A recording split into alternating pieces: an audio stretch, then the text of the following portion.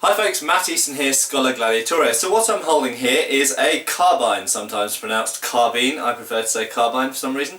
And it is British, it is tower marked, and it is stamped on there. Don't think you'll be able to see this in that light, or maybe you can, just about there. And it says Tower 1859. This is actually, I believe, the 1844 pattern Cavalry Carbine. If we look on the other side, there we go, you will see there are two screws there. Originally it would have had a bar going underneath, probably a brass bar, sometimes iron, going under there from one to the other, and that was actually connected via a kind of belt, cross belt that went across here and hung there, hanging off the cavalryman's belt at the side there, so they could easily bring up the carbine, fire, drop the thing and ride on. So these were really shortened muskets. It is a smoothbore, it has no rifling in it. They were shortened muskets for cavalry use. Now there's a few other things to say about this 1844 pattern. It has iron fixed sights. It doesn't have movable or adjustable sights as a rifle would do, for example, an Enfield rifle, for example, which was used in the same period as this. So this is dated 1859. In 1853 the Enfield rifled musket came in, and that has a kind of leaf sights you can adjust for range, but that is because the rifle can shoot up to about 1,000 yards, and it can certainly hit people fairly reliably over a couple of hundred yards, even up to 500 yards. And there are accounts, in fact, of the Enfield rifled musket being used in war to target individuals at that kind of range, and on ranges at Bisley, for example, people used to shoot accurately up to about 1,000 yards, 800,000 yards, so they're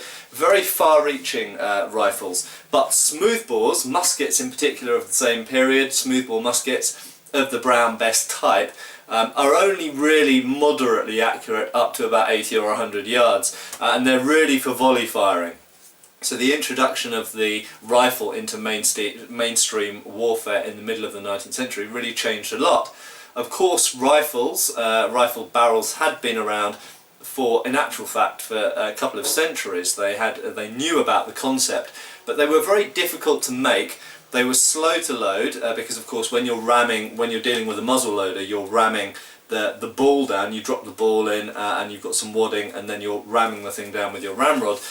If you're pushing it around grooves, it's far more friction, so it's harder to load, and in actual fact they resorted to using wooden mallets in some cases to load rifles to get the tightest possible fit of the lead bullet, so as it was projected up the barrel it got that spin on it. So they were slower to load, they were more prone to fouling, that is things getting stuck into the rifled grooves, which again makes the loading more and more difficult the more shots you fire. So you could get a higher rate of fire with a smoothbore, and for mainstream warfare a smoothbore basically did the job. It's a tube and you're shooting out volley fires, a volley fire of lots of lead into an enemy who's only standing probably 60-70 yards away, and you're literally just pouring lead into them. So it's a very different kind of warfare. Once rifles became mainstream and widespread in the middle of the 19th century, we start to get far greater degree of individual targeted firing, and greater use of sniping. And if we look at the Crimean War, the siege of Sevastopol, for example, in 1854 to 55, we see the use of what are called rifle pits, where people dug essentially a dugout in the ground, and they were posted all around the city of Sevastopol, and they would spend quite some time there actually targeting individual artillerymen and people on the walls, on the battlements essentially.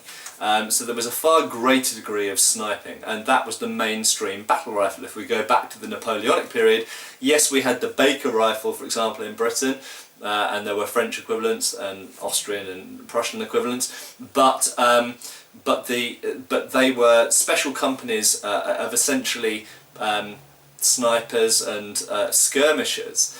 They weren't mainstream soldiers. By the middle of the 19th century you get into a situation, in Britain at least, where all of the standard soldiers by about 1860 have a rifle. So it makes everyone into a rifleman rather than the rifleman just being the elite.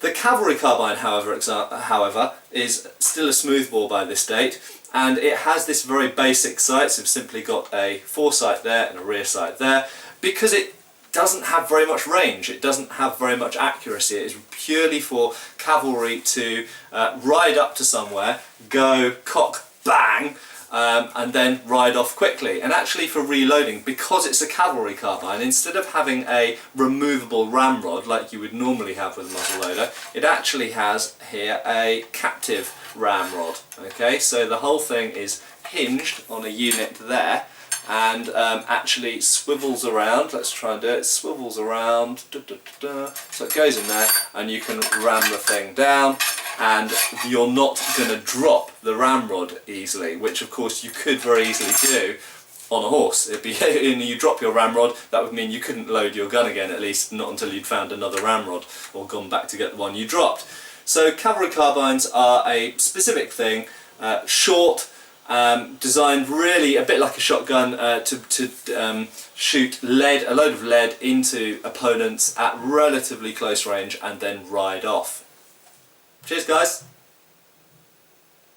Click subscribe now and also follow us on Facebook.